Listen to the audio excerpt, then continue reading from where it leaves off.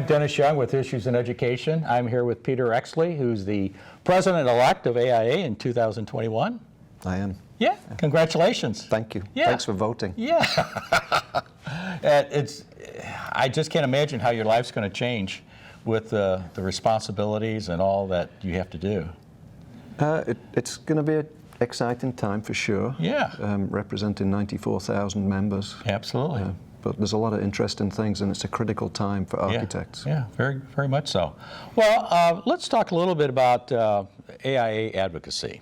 Yeah. You know, you've have a big program ahead.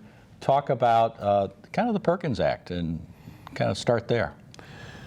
So the Perkins Act, I think a lot of notable things about it, but I think one that is particularly interesting to me is that architecture is named in the Perkins Act as one of the foundations of a STEM education. Good. And so that means architecture is in our curriculum, not because we think that's a good idea, but because it's the law. It's also a good idea. Yeah. And that is going to be very impactful. This is billions of dollars supporting education and education through architecture. So is the A in STEAM stand for architecture now? Well, we don't need to sort of talk about that anymore. I mean, it's actually explicit in the law. So, and I know our educators catch on to that stuff very quickly. Very much so.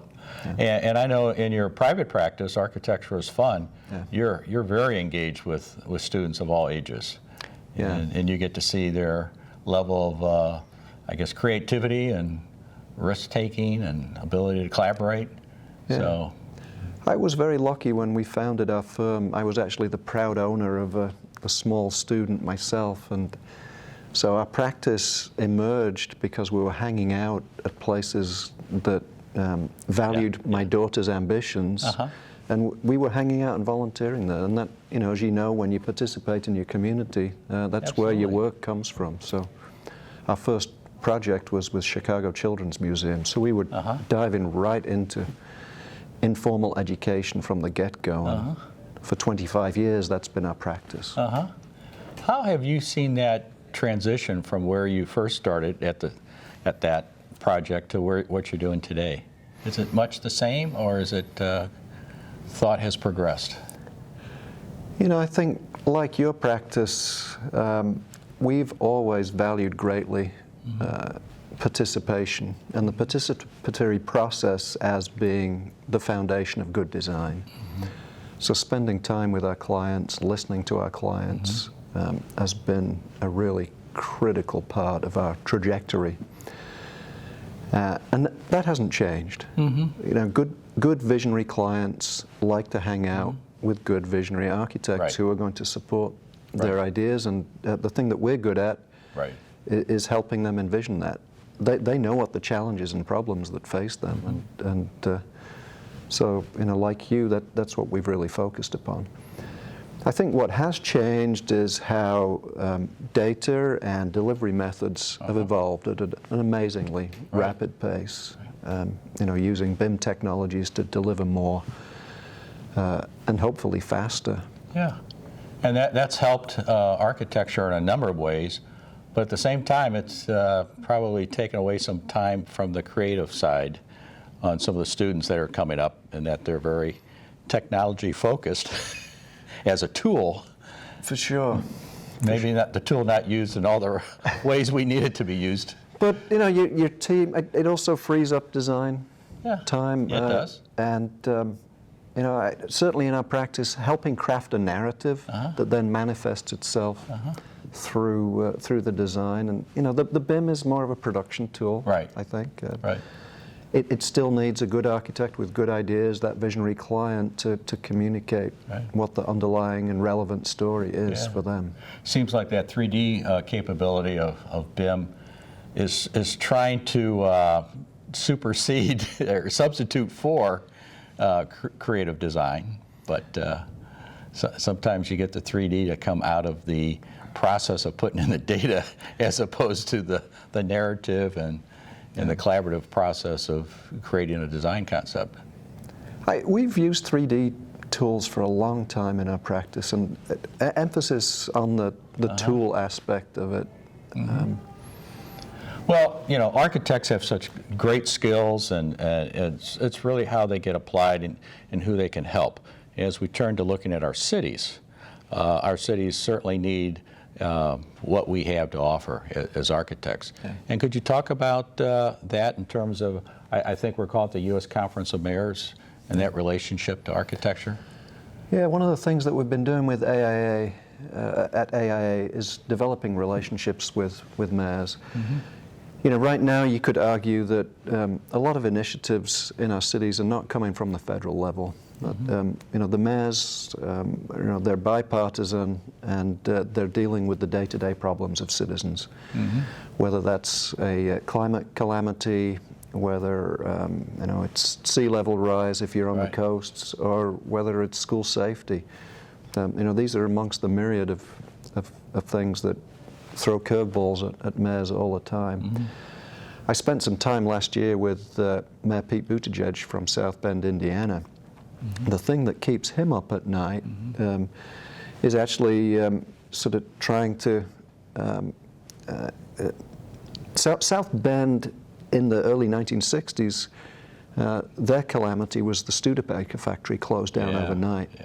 And overnight, nobody had jobs in town.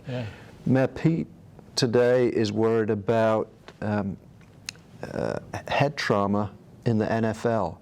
And if people worry about helmet injuries, what will that do to the Notre Dame economy? I see. In his town. Amongst other things. Boy, that's quite insightful. We spent some time working with him you know, to redesign the NFL and using design thinking to perhaps envision the future of football and make that safer for the young people that are playing. That's outstanding. Having 5 quarterbacks, for instance. There you go.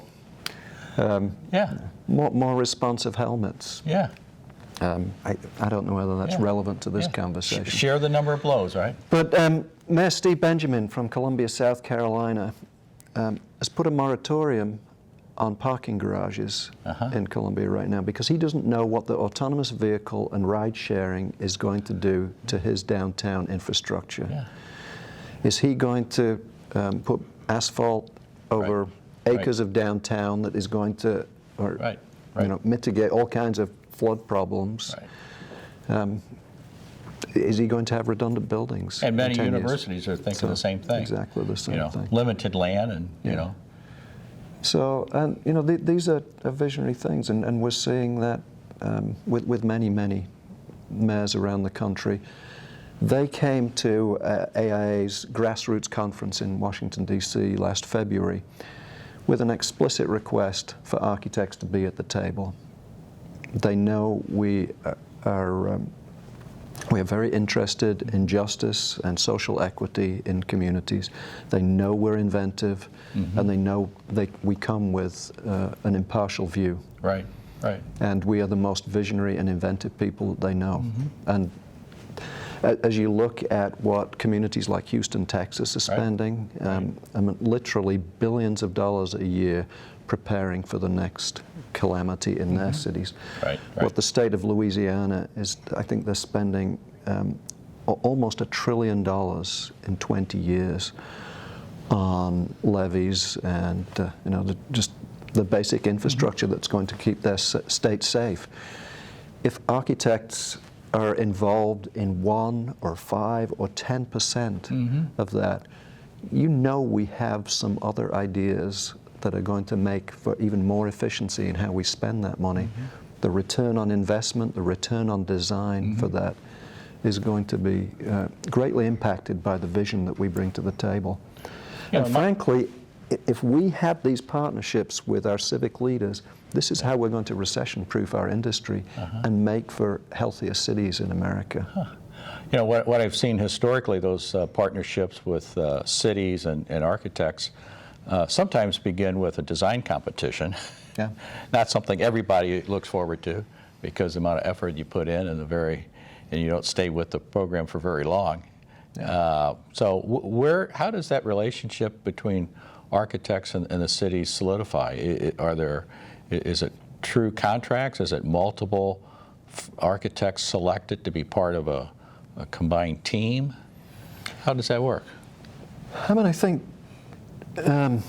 design competitions are a good way for many architects to have an opportunity to interface with their elected officials and their communities. But I think other ways, running for your school board, great way for you to influence the caliber and quality and the design of the infrastructure of a school district, for instance. To be running for city council, to be an expert somewhere in your community. I think these are the types of things that ought to become more and more part of what architects are doing habitually. We need to nurture more citizen architects. Interesting. Let's talk about design a little bit. We're here in Chicago, 2019 AIA Conference. 9,000 members are here these 3 days, and education is going through transformation. Pedagogy is changing. Expectations have finally risen to the point where they understand that there's a different set of skills that need to be developed out of kids. And it's not going to be done in the traditional way that it's always been done. So the design of schools is really quite important. Yes. And what are some of your views on, since you've worked with the children's side for so long, how to create spaces that are conducive to learning, that are very children-oriented, their voice is heard? Let me tell you about a project that we did for a high school science department, Renovation, here in Chicago. It was a $10 million renovation, so big by somebody's standards, but small by others. The school had not renovated its science department in 20 years. So it was tired, they weren't as competitive, it was a selective enrollment school. So with the faculty, the administrators, and students, and a design team, we looked at their curriculum and we asked them what they want. Simple questions, but the students and the faculty and the parents felt very invested in the project. It turned out beautifully, on budget, but the one adjustment that we did make, we asked for 1% of the project to be turned over to art. So on a $10 million project, $100,000, not such a big ask. The outcome of this project, we believe it's beautiful. The school is very proud of it. But here's some great data from that. After it opened, the school discovered that 29% more girls were signing up for AP Science. And test scores went up 37%. That's a really critical outcome and a metric that demonstrates not only is this science department now a social hub and a very attractive recruitment tool, but that recruitment tool is paying dividends that are helping kids get into their first choice colleges, helping them to get scholarships and building a lifelong relationship. So that, that 37% test score elevation, that's a really nice bottom line. It's huge. So and 1% for art was a big contributor to that. So how do you solicit the student voice in the design process so that the result are spaces that address their needs in ways that maybe initially we didn't fully understand how to do that, whether it's the use of technology, mobile phones, whether it's the use of blended glass so that they're seen by their peers and they feel comfortable collaborating, and just that kind of nurturing environment. We're working with a school right now. The kids really want spaces to socialize, and places where they can coexist with their technology. It seems to me that they enjoy an informal side to that. They need to plug in. We're working with a school right now where the kids are desperate to cook together. That's right. And the thing that really resonates with them is talking about how they're going to design the kitchen and then the places where they'll sit down. And Neat.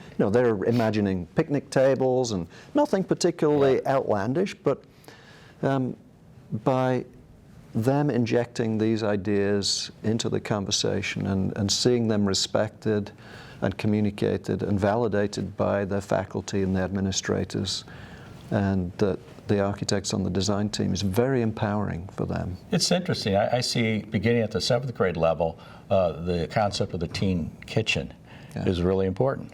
Yeah. And it's not so much for cooking, it's just the teamwork, the collaboration, the fact that they see a result. They produce something that is that during that hour, as opposed to just more studying and memorization. Yeah. I don't know how well they cook, but I've never eaten anything that they provided.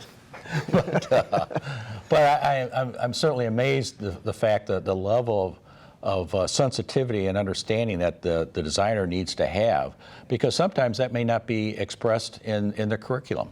It just may not be there. It may be way too limiting, too strict, and too focused towards studying for the test. right. And those expressions of freedom and creativity and play aren't there anymore. Well, there's the famous study that took 3 groups of students on a trip to the zoo, and there were 3 sets of orientation. There was one orientation where the children were told about the habits of all of the animals, what they ate, and where they were from. There was one group that was told nothing. And there was one group that was told how much they could spend in the store, where the bathrooms were, and what the schedule for the day was. The kids that responded with the best projects and the best tests afterwards were the kids that were at ease because they knew where the bathrooms were, and that they weren't worried about the things that give them stress. They can learn at their own pace. But if we help them feel at ease in their environments, so that they have vision and visibility, that they know that they can hang out in the places that are special for them. If we've given them permission, and we've given them understanding of what the rules and constraints are, they'll respect those, and they'll get on with the business of learning. Yeah, the question about design in terms of listening and understanding is one that I'm not sure the adults, in terms of faculty, quite are there yet, and likewise us as designers may follow the faculty somewhat. But the whole social environment and experience at different age levels, whether it's dealing with the mental health issues that kids do understand, dealing with the gender-neutral restroom concept, kids at the elementary level is on their list now, and many other issues that if us as designers don't pick up on that, or our clients, who are the administrators and board members, don't allow us to respond to those kinds of issues, we're creating environments that are good, but not exactly directed at all the needs of all the kids.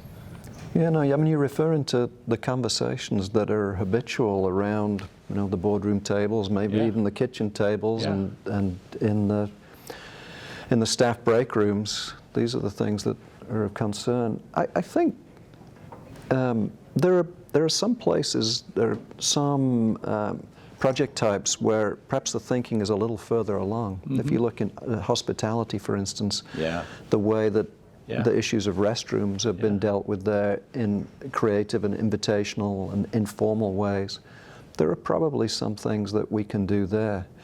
In our work with children's museums, we've observed that the restroom issue is huge. One or two adults bringing a whole pack of children, none of whom want to go to the bathroom when you ask them, and then they all want to go. How do you navigate that? And how do you take strollers, all of the things that come with those kids into a gender-specific bathroom? Do you stand outside and shout in there as a parent? So larger rooms that are not necessarily gender-specific. You know, Sure. you know that architects have good solutions for these. Yes. There's an investment, but back to those kids who went to the zoo, when you feel at ease with those amenity-based environments and that they support your needs, then you can get on with the business of learning. Yeah, more time on learning. Yeah. Absolutely. Well, along those lines of design and learning spaces, let's talk a little bit about safety and security. The old statement, you can't learn if you don't feel safe, is certainly true. And try to introduce that safety and security in schools. There's programs out there. National School Board's doing an outstanding job. AIA, outstanding job. But the threat assessment is different for each community, and their expectations are different in each community, and some are pretty harsh in terms of their approach to a safe school. I find that plenty of glass, properly located with sufficient views, does contribute to safe schools.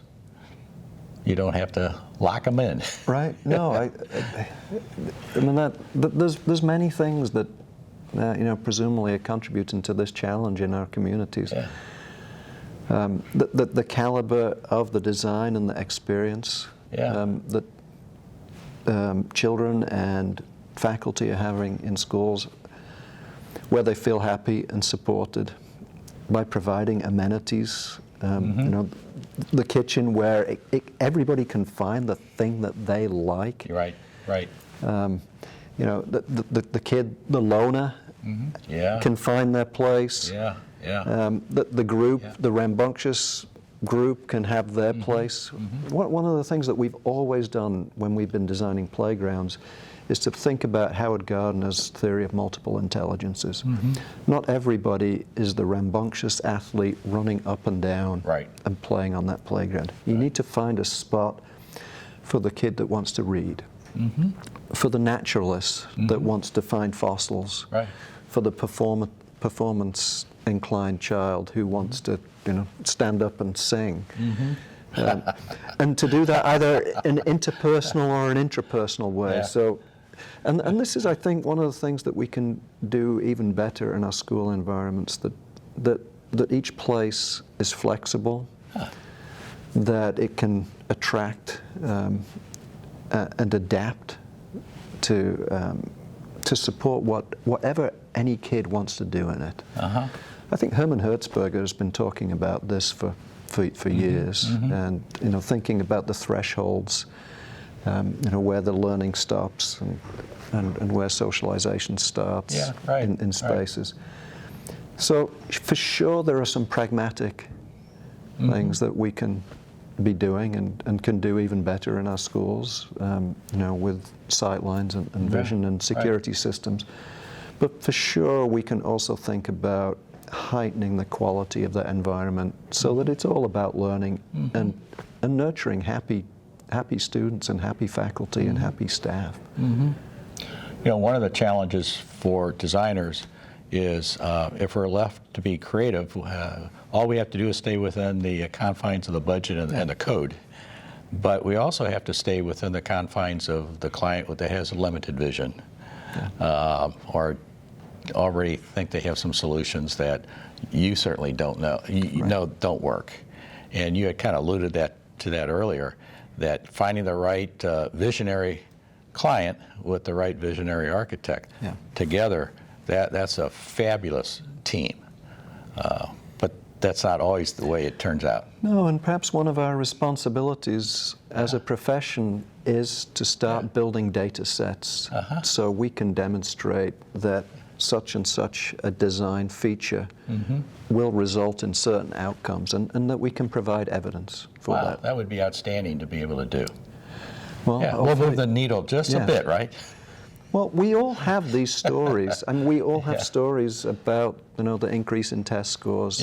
And if we attach that to the decisions we made in the design process, and for sure we can, this is how we demonstrate and be more persuasive. I think you're onto something there. Because I find clients do listen. They may not understand, but they do listen. And you can certainly raise that bar a little higher than when they started. So very good. So as we move to the next generation of designers, we have great opportunity. And in the past, we were always trying to catch those students when they were more in the high school area. And now with your work in museums and children's museums and kids of a younger age, it seems like we can catch them almost at any age. And we should. And you might talk about that. You know, many colleagues, and I'm sure as you do, we volunteer in our schools, go and run programs. This is a critical thing for us to do, and AIA has been working on providing some tools that if you don't know what you want to do in a school, you can get a program from AIA and take that there. It's critical that everybody in our communities knows what an architect does, in the same way that they know what a doctor does. Or they think they do. Architects build the future. We build the buildings that you spend your time in. And we need every community to have architects in it, and architects that look like the people that live in that community. So this is our responsibility, to bring those kids up and to support them through scholarship opportunities, and make sure that everybody knows that it's going to be a great time to be an architect. There's going to be a lot of work for us, and we need to do a lot of work in a lot of communities. Well, I want to thank you for being here at the III Conference. You know, education is transforming. Yes. We have Damian Delgado here from the National School Board, and they're moving into next April with their national program and trying to put that agenda together. And design should be at the very top of the list of things to be dealt with and make it law. Absolutely. Well, AIA will look forward to working with them and moving that needle forward. Well, thank you very much. Thank you. And please reach out to Peter Exley. He'll be president-elect of the AIA in 2021. And certainly get on his website and look at Architecture is Fun. I've been on the website, and I got some great ideas. I could just imagine what it was like to create those. It was fun. Yeah, I bet it was. It was fun. Thank you. Thank you.